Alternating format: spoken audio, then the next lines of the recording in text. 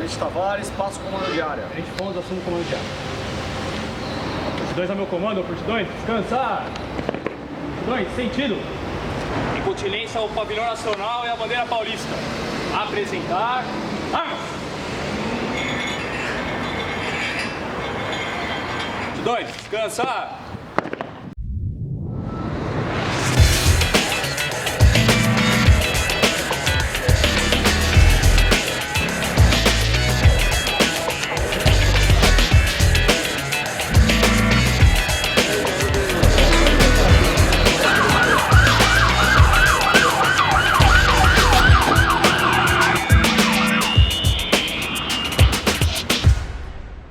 Olá pessoal, hoje nós estamos aqui num quartel do Corpo de Bombeiros. Nos últimos dias, no dia 1º de maio, nós tivemos uma ocorrência de um grande incêndio lá no Largo do Paissandu. Hoje nós viemos aqui no posto de bombeiros da Vila Mariana para conversar com uma guarnição, para saber como foi a ocorrência. Eles estiveram lá no alto do prédio tentando fazer um resgate. Foi algo impressionante. Nós vamos ver hoje quem são esses caras, como que eles treinam, como que é a vida deles aqui no quartel, e eles vão contar pra gente como foi os detalhes dessa ocorrência. Confira aí.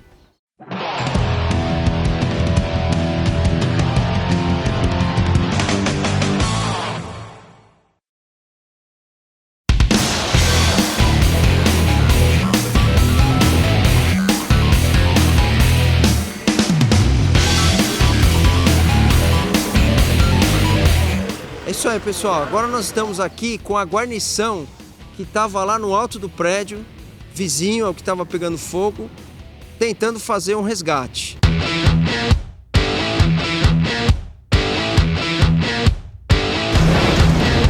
Primeiro eu vou falar aqui com o Luciano, que era o motorista, certo? Certo. E aí vocês saíram daqui da Vila Mariana, foram lá para o Largo do Paissandu. Sim, senhor. Que horas que foi isso aí? Eu estava de hora de sentinela, foi mais ou menos em torno das 5 para as 2 que nós fomos acionados, né? E chegamos lá por volta de 2h03 a 2h04. E no trajeto sua preocupação é levar o pessoal em segurança? Segurança e o mais rápido possível, né? Que, pelo que falavam na rede, né? O prédio já estava tomado e estava passando fogo pro prédio da frente já. O tempo todo o rádio, tempo escutando todo. o que está acontecendo. Sim. E aí chegou lá, deu de cara com aquele monstro. Então assim que eu dobrei a fogo. esquina lá da Rio Branco, nós demos de cara, tinha bastante viatura já no local. E a preocupação era que medida ser tomada e avisar que a gente chegou, né? Assim, para mais uma equipe de reforço lá.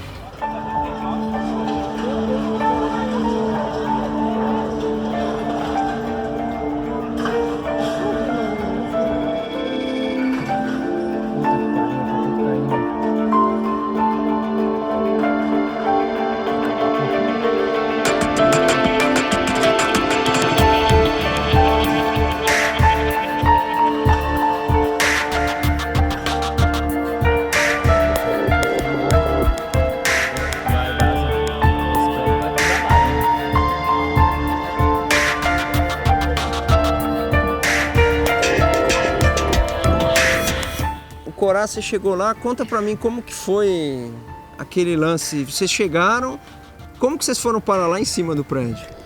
Então, capitão, no primeiro momento, quando nós chegamos no cenário da ocorrência, a gente sabia que se tratava de uma ocorrência de vulto e que teria todo um protocolo pré-estabelecido para tal. Então, já haviam várias viaturas no local da ocorrência, a gente fez o que a gente chama de check-in, que é um procedimento onde a gente insere a guarnição no cenário da ocorrência e juntamente com o sargento Diego, a gente pôde visualizar que no prédio vizinho ao prédio que estava em chamas, haviam pessoas nos pavimentos superiores. Então a nossa ideia inicial, uma vez que o prédio já estava totalmente tomado pelas chamas e já havia um combate de viaturas aéreas a esse edifício, a nossa preocupação inicial foi fazer a evacuação dos prédios vizinhos. No momento que a gente visualizou pessoas nos pavimentos superiores. Nesse momento nós, como guarnição, concordamos e o sargento Diego, via rádio, fez contato com a tenente Roberta, solicitando autorização para que a guarnição pudesse progredir para a evacuação do prédio vizinho. Então a gente prosseguiu, a gente informou o nosso motorista, prosseguimos equipados, passamos diante do prédio que estava em chamas e chegamos até a parte térrea desse edifício onde fizemos o acesso para tentar o salvamento.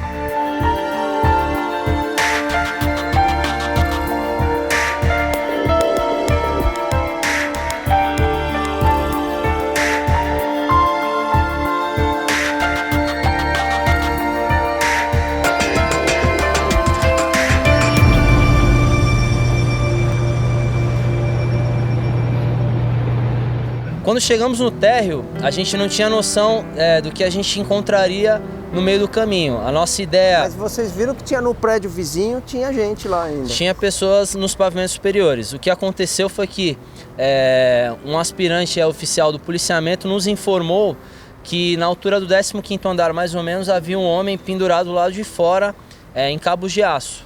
Nesse momento, o soldado Beirigo, do PB Ipiranga, juntou-se à nossa guarnição.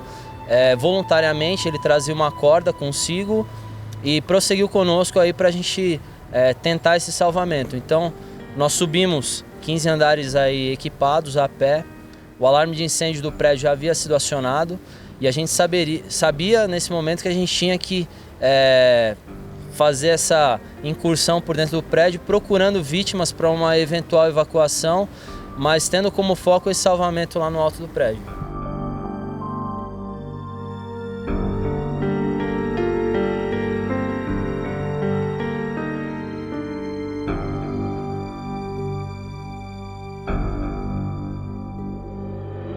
E aí o Pereira, você estava junto, aí o foco de vocês era o cara que estava pendurado lá. Exato, aí o foco da nossa ocorrência passou a ser a vítima que estava do lado de fora, né? Então a gente começou a organizar a nossa equipe de modo que pudesse realizar o resgate mesmo em segurança da equipe e segurança da própria vítima que já estava numa situação complicada. Em que andar que ele estava, mais ou menos? Comparando ao edifício Caracu, que foi o que a gente acessou, ele tinha 2 sobrelojas, então a altura aproximada do 19º andar, né? 2 sobrelojas, mais 15 andares da própria edificação. Então, ele estava à altura aproximada ali do 18º, mais ou menos, e nós estávamos na altura do 19º. E aí, você subindo, tinha umas pessoas descendo no meio do caminho desse edifício que vocês estavam subindo. Sim, tinham poucas pessoas ainda e eram orientadas a descer, né? Tinha até um pessoal da guarnição do Comando Diário do 2º GB que orientou e levou algumas pessoas para baixo também. Né, e visualizamos o Ricardo, no caso, né, no 15º andar do edifício Caracu. Pela janela da cozinha, consegui visualizar e começar a verbalizar com ele.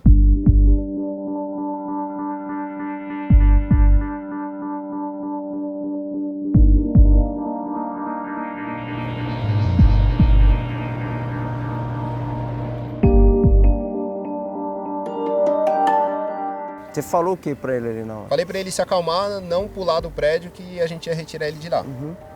E aí ele se acalmou, parou de gritar e aguardou as novas orientações. Aí vocês tiveram que subir mais um pouquinho? Tivemos que subir porque no 15º andar ele estava acima da nossa cabeça ainda. Então, tecnicamente falando, não seria possível retirar ele com segurança sem lesioná-lo, né?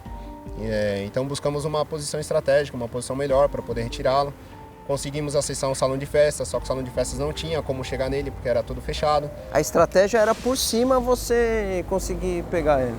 A estratégia era por cima, lançar, né?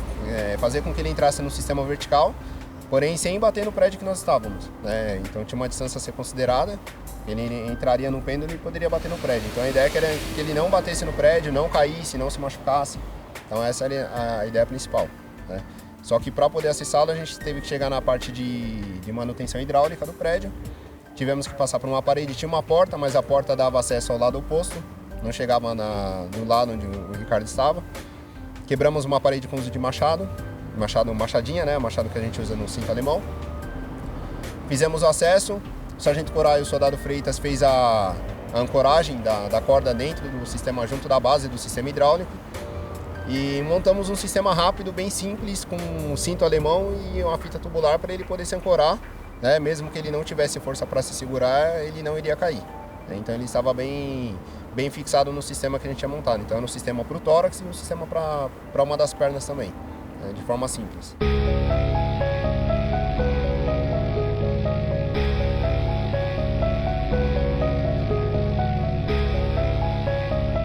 Então, quando a gente se deparou a esse acesso que o Sargento Diego relatou, a gente estava de distância para o Ricardo cerca de 10 a 12 metros. Porque embora o nosso prédio, o pavimento onde estávamos, a laje ali, nós estivéssemos a 3 ou 4 metros do prédio que veio a desabar, o Ricardo ele estava 1 ou 2 pavimentos abaixo e à direita da guarnição. Ele não estava, embora uma imagem que foi veiculada em vários veículos de comunicação, na imprensa em geral, deu uma perspectiva... de que vocês estavam muito mais perto, né? Exatamente. A perspectiva que aquela imagem dá a impressão de que se de repente esticasse o braço ali alcançaria. Mas aquela perspectiva que a imagem fornece, ela é incorreta. Se você visualizar o prédio de frente, os dois prédios, você vai ter uma ideia real da distância que ele estava da guarnição. O prédio onde estávamos estava ali a 3 ou 4 metros, mas o Ricardo ele estava um pouco mais longe. Ele estava mais abaixo, né? Estava mais afastado à direita. Quem que estava aparecendo no... Porque a gente olhando as imagens, a gente vê que dá para ver um bombeiro meio que na ponta ali. Quem que era? Sim, esse momento, como o Sargento Diego já tinha explicado, eu e o soldado Freitas, a gente ficou encarregado de fazer as ancoragens. À frente, na verbalização com a vítima, no acesso, ficou o Sargento Diego e o soldado Berigo. Essa imagem que é veiculada, aparece o soldado Berigo no primeiro momento e no segundo momento aparece ao lado dele o Sargento Diego. Então foram eles que tiveram esse contato o tempo todo com a vítima, passando toda essa segurança, essa orientação e dando esse retorno para nós, que de fato ela confiou o tempo todo que ele seria salvo, que o nosso sistema funcionaria, como de fato funcionou.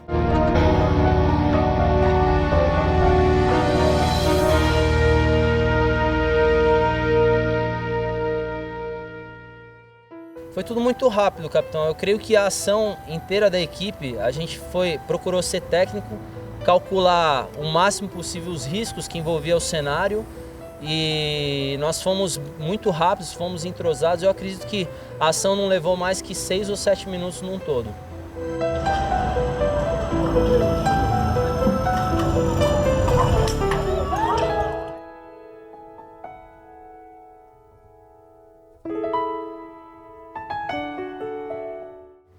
E ali teve uma hora que nesse momento que vocês estavam fazendo a ancoragem ali, você estava me contando que você fez uma oração ali, você e o Freitas.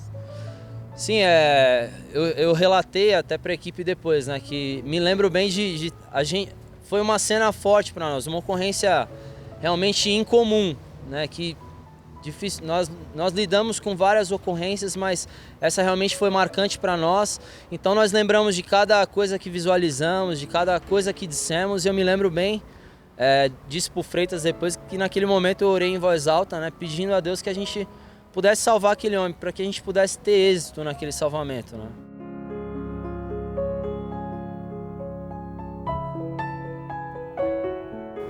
E para você estava ali, vocês queriam acertar a ancoragem porque a distância era grande. Sim, tudo muito rápido. Tudo muito rápido. Quando a gente chegou, né, o objetivo era retirar do prédio, né? E eu lembro que a gente começou a sentir um tremor muito grande. Aí foi a hora que eu olhei para o prédio e vi ele embarrigando para cima da gente. A impressão é que ia cair inteiro, o prédio inteiro em cima da gente, os 9 pavimentos, né? Estavam acima da gente. Mas no momento que vocês estavam fazendo toda a ancoragem lá, passou na cabeça de vocês que vocês estavam imaginando, vai cair esse prédio aí? Não, de maneira nenhuma. Em nenhum momento passou por isso, né? Mas vocês queriam agir rápido porque o cara estava pendurado num cabo de aço ali. Mesmo se a gente soubesse, né, que o prédio iria cair, a gente teria pedido para ele pular, né? Tentado salvar de um jeito. E a caloria que vocês sentiam ali naquele momento? Tava muito quente também. É aquela história do bombeiro entra onde todo mundo tá querendo sair, né? Muito quente mesmo. Muito quente, como o Freitas bem disse, né? Nós temos um histórico recente de incêndios em edificações no estado de São Paulo e por esse histórico a gente percebe que pouquíssimas vezes houveram desabamentos, né, posteriormente a um incêndio. A gente tem na nossa história, né, o caso do Joelma, do Andraus na década de 70. E eles ficaram lá inteirão. Exatamente, apesar de toda queima, todo o incêndio que envolveu o prédio inteiro e das várias vítimas, né, fatais, o prédio, a estrutura permaneceu. A gente tem um incêndio recentemente, se não me engano, na Inglaterra, o prédio permaneceu também. Então, por mais que a gente tivesse essa ideia de que o prédio poderia vir a desabar, a gente não contava com aquilo no primeiro momento. Então, a nossa ideia de celeridade, de pressa... Era para tirar o cara de lá. Exatamente, é pelas chamas que se aproximavam da vítima. Então, a gente sentia a caloria, a gente sentia a irradiação. Então, toda a ação, toda a celeridade foi em função de um incêndio não atingir a vítima.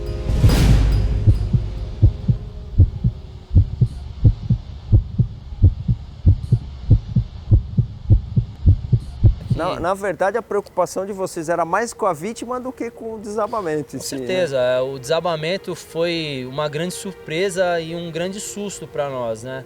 E mesmo que a gente tivesse essa ideia imediata, com certeza nós do Corpo de Bombeiros do Estado de São Paulo, a gente tentaria o salvamento dessa vítima. Como eu falei, a gente sempre calcula os riscos, a gente procura ser técnico, mas a gente faz o que pode para salvar uma vida. A gente não tem nenhum mecanismo que impeça o desabamento de um prédio, tampouco que possa controlar o momento do desabamento. A gente não tinha ali um cronômetro nos avisando em quanto tempo ele desabaria. Então toda a ação foi célere, como eu já disse anteriormente, mas a gente não contava com aquele ápice, com aquele desabamento, com aquele momento em que, infelizmente, o Ricardo ele não consegue se soltar da estrutura, ele permanece preso ao cabo de aço e vem a cair nos escombros. Mas é aquela história do nosso juramento, né? Mesmo que com o sacrifício da própria vida. Sim, mesmo com o sacrifício da própria vida, e a gente pôde sentir ali... Passou isso na cabeça de vocês, algum momento? Com certeza. Creio que cada um pode dizer por si, e vão dizer, né? Eu posso dizer por mim, naquele momento realmente é uma fração de segundo, foi muito rápido, mas a gente em 2 momentos pensou no pior. No primeiro momento, no desabamento. Como o Freitas disse, tinha cerca de 9 pavimentos acima de onde a gente estava. Fogo generalizado? Fogo generalizado. Pela distância, o prédio ele começa a se desmanchar como um castelo de cartas incandescente, e a gente pensa que vai vir sobre a guarnição. Então, o primeiro instinto é se proteger. O sargento Diego, nesse momento, ele corre para trás, o soldado Berigo se abaixa. Então, o primeiro susto ali foi pensar que essa estrutura toda viria sobre a guarnição. E no segundo momento, quando o prédio passa por nós, né, naquele movimento de implosão ali, a nossa corda ela sofre uma tensão. Nesse momento, eu e o Freitas, a gente é arrastado, mesmo que por um curto espaço ali, cerca de 1 metro. Mas graças a Deus a gente estava ancorado lá dentro.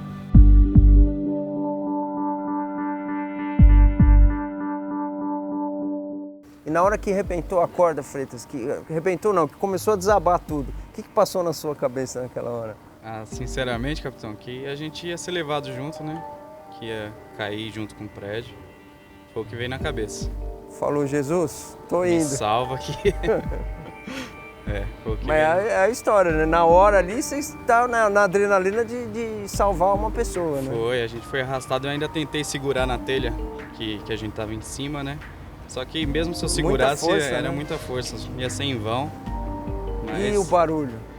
O barulho... Parecia que Jesus estava voltando. Alto, foi mais o tremor, né? Isso. Entendi.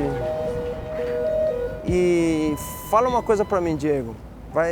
O alarme aqui, pessoal, é que vai soltar para alguma ocorrência aí. É vocês ou não? Sim, então vai lá ver. Vai lá ver, que eu acho que a gente vai ter que esperar um pouquinho para continuar com a matéria.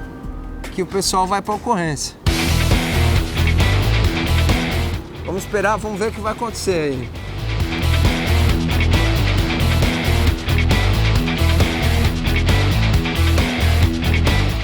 Pessoal, eles vão correr agora para correr, que é o que eles usam falando aqui quando eles vão para uma ocorrência. Então tem um incêndio de apartamento, o pessoal vai ter que ir, nós vamos ter que esperar um pouquinho para continuar com a nossa matéria.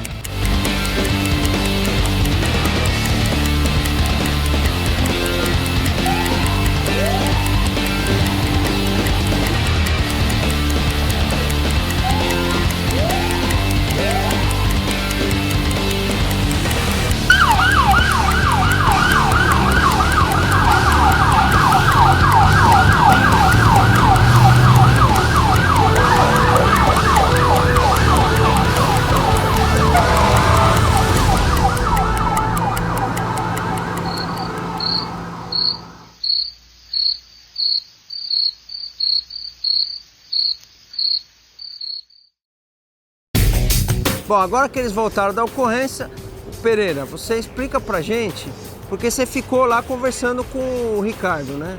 O tempo todo, explicando pra ele como vocês iam proceder. E explica pra gente aí como foi que você alcançou, porque vocês alcançaram o equipamento para ele se prender no sistema, né? Sim, a gente montou um sistema bem fácil, né, com o cinto alemão, como ele tem um peso, né, tem um mosquetão grande e um certo peso, com uma fita tubular presa um pouco mais acima, né, consegui lançar esse equipamento para ele, ele segurou, né, foram 3 tentativas, na primeira passou perto dele, ele não conseguiu segurar, na segunda bate na mão dele, mas ele ainda assim não segura, e na terceira ele conseguiu segurar, né, como ele estava bem calmo. E aí eu apontava para ele com a lanterna e falava a cor da fita ou a cor da cinta que eu queria que ele manuseasse naquele momento. Ele te ouvia ali? Ouvia. Eu tive que gritar um pouco por conta da distância, por conta do barulho lá de baixo.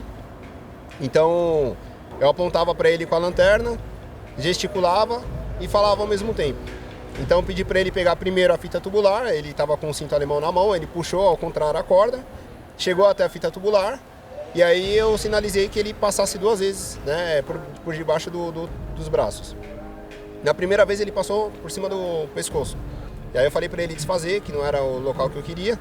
Ele desfez com calma, passou embaixo do braço a primeira vez, na segunda passou de novo. Então ele passou 2 vezes a fita embaixo do braço, na região do tórax, né? Então ele já estava ancorado ao nosso sistema. Depois eu pedi que ele pegasse a cinta preta, que era o cinto alemão, e passasse uma das pernas, para ele ficar com uma ancoragem na perna e no tórax. Né? Passou a fita, estava preso na perna. Isso. E ele se fosse pegar a cadeirinha mesmo de bombeiro, não era muito rápido, né? Isso, e a cadeirinha ela é muito complexa para ele conseguir entrar na cadeirinha, prender certinho, né? Aí vocês bolaram um esquema rápido. Uma cadeirinha rápida ali que ele pudesse prender de forma simples, né? Que eu pudesse orientar ele para ele ficar fixado ali no sistema, né? Então essa foi a forma mais simples. Aí quando estava tudo preso, vocês só precisavam acertar ali a tensão das cordas. O sargento Coraili estava recuperando para tirar a tensão da corda, né? Eu tinha pedido para o soldado Perigo fazer a proteção dos cantos vivos e eu estava fazendo um limitador, né? Estava fazendo um limitador para a corda não correr até a parede onde estava o ponto de ancoragem. Como a gente tinha da parede do edifício Caracu até a ponta da cobertura onde estávamos, que é uma distância de aproximadamente uns 5 ou 6 metros, então a corda não poderia correr ali em cima. Então eu estava fazendo um outro desvio de direção para a corda parar naquele ponto mais próximo do Ricardo e diminuir essa distância dele para o ponto de ancoragem, né? Então seria simplesmente um desvio de direção. Vocês estavam preocupados com, o Corá estava falando que vocês estavam preocupados com o canto vivo também. O canto vivo era bem rústico, né? O acabamento, ela não tinha acabamento na verdade. Faltava ainda pôr uma proteção ali para... Não, a gente ia colocar uma capa de incêndio, porque as proteções que estavam no meu bolso já tinha ficado no primeiro canto vivo que a gente encontrou. Já tinha sido realizada a proteção de uma parte. E aí colocaremos então uma capa de incêndio. Na verdade, esse era o nosso backup, era o nosso plano B. Caso ele não suportasse a temperatura e pulasse, ele ficaria pendurado no sistema, né? Tínhamos ainda um plano A, que era o plano ideal para ele sair daquele lugar lá, que a ideia era lançar uma segunda corda que estava subindo com a Tenente Roberta e o Sargento Marcel do 2º GB. Eles estavam próximo ali do 13º andar, né? A ideia era lançar essa segunda corda para ele passaria a corda por trás do cabo do para-raio e a gente conseguiria afastar ele da parede do prédio que estava em chamas sem ele entrar no pêndulo, sem ele balançar, sem bater contra a parede, sem se machucar, né? Mas o primeiro plano já estava assegurado, que era o plano B, ele não aguentou a temperatura, pulou, bateu na parede e ficou preso lá. A preocupação de vocês era ser rápido por causa da caloria, por conta da temperatura. Muito quente lá. Isso. E até o que eu imaginava na hora, como a parede estava aquecida, que talvez o cabo do para-raio pudesse soltar, e não o prédio vinha abaixo, né? O que eu estava em mente era, talvez não suporte tanto tempo a fixação do para-raios. Que era no cabo do para-raio que ele estava preso. Ele estava preso, como é chumbado na parede, temperatura, né? Eu pensei que aquilo ali poderia se soltar. Então por isso que a gente teve pressa em manter ele ancorado ao nosso sistema, para ele não cair, né? E não que o prédio fosse inteiro via abaixo. E aí de repente... foi na hora que eu deitei no chão para fazer o desvio de direção que eu vi o prédio embarrigando para cima de mim, a parte de cima, né? O que passou na sua cabeça naquela hora? A segurança da minha equipe, né? Inicialmente ali, primeiro momento, achei que ia cair sobre a minha cabeça, que eu era o que tava... Eu e o Berigo, né? O Berigo tava até um pouco mais pra direita, um pouco mais atrás. Quando eu tava tentando acessar uma parte de baixo, eu tive que ir um pouco pra fora, achei que ia bater na minha cabeça. Então eu tentei proteger a minha cabeça, virando pra trás e tentando dar 1 ou 2 passos, né? E na hora que eu senti mesmo que o prédio estava caindo, que eu visualizei aquilo, me preocupei tanto com a equipe que estava lá em cima, com a vítima que estava lá e com o pessoal que estava lá embaixo. Tinha muita gente em volta do prédio, né? Viatura aérea, então já imaginando que teríamos que descer, né? Para socorrer até os bombeiros que estavam lá embaixo, né? Para ajudar no socorro lá de baixo. Mas graças a Deus, nenhum bombeiro foi ferido, né? Infelizmente a vítima acabou indo junto, estava segurando no cabo do para-raios, acabou descendo junto com a edificação, mas nenhum bombeiro, né, milagrosamente se machucou. Agora me diz uma coisa, como cristão, como que você enxerga isso? A mão de Deus nessa história ali? Desde o momento que fomos acionados, né? Aliás, desde o início do nosso serviço, quem orou naquele dia foi o soldado Freitas. A gente faz uma oração aqui de manhã, né? Geralmente fazendo essa oração com a equipe. Naquele serviço, especialmente, foi ele que orou, pedindo para Deus preparar todo o cenário, proteger a equipe.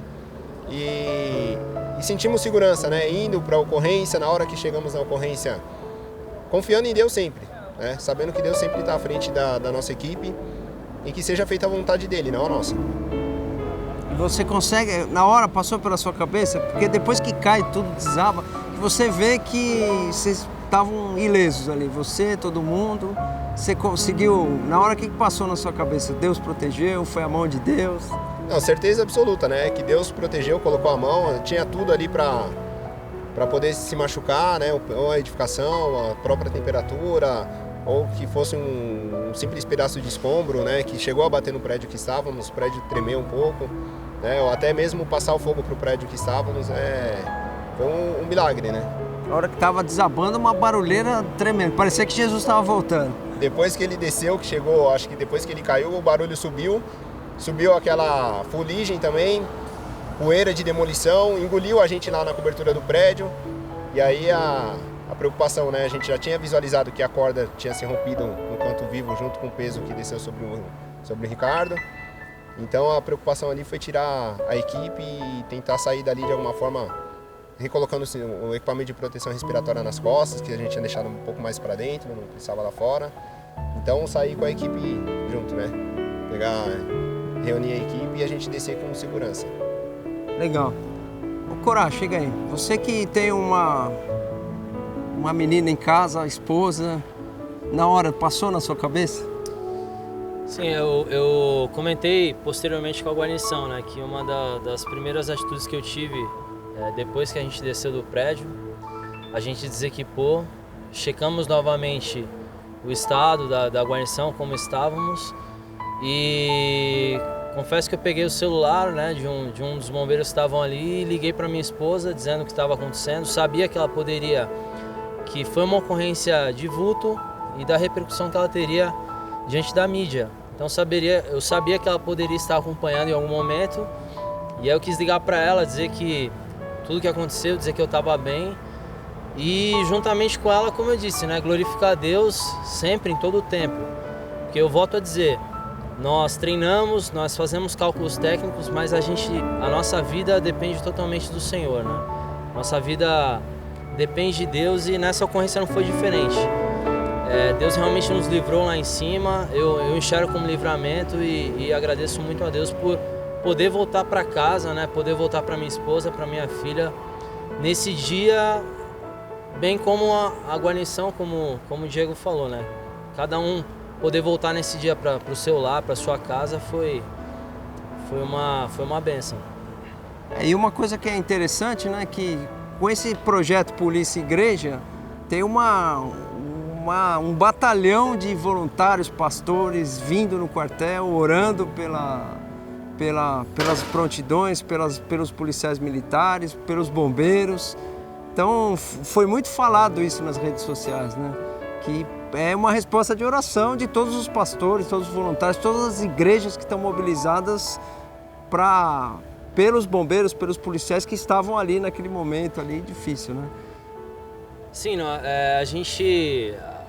pessoal da PM de Cristo é muito parceiro nosso, né? Nós temos já um trabalho conosco já no PB Jabaquara, que faz parte do 2º SGB, aqui juntamente com a Vila Mariana. Temos também lá no Sacomã, então eles nos visitam, oram conosco, nos dão todo tipo de suporte e apoio sempre que necessário, não só nessas ocorrências, mas semanalmente, né? A gente recebe a visita de vocês e, independente da fé de cada um, é sempre uma bênção para nós receber esse suporte, esse apoio dos PMs de Cristo.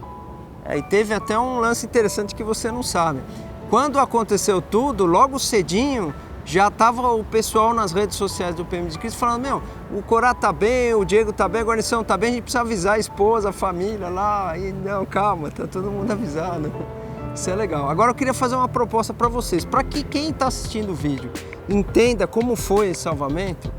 Que tal a gente montar um sistema aqui, igual vocês estão explicando o sistema, o cinto alemão, ancoragem, até para a gente ter uma noção de distância. Vamos fazer isso aí?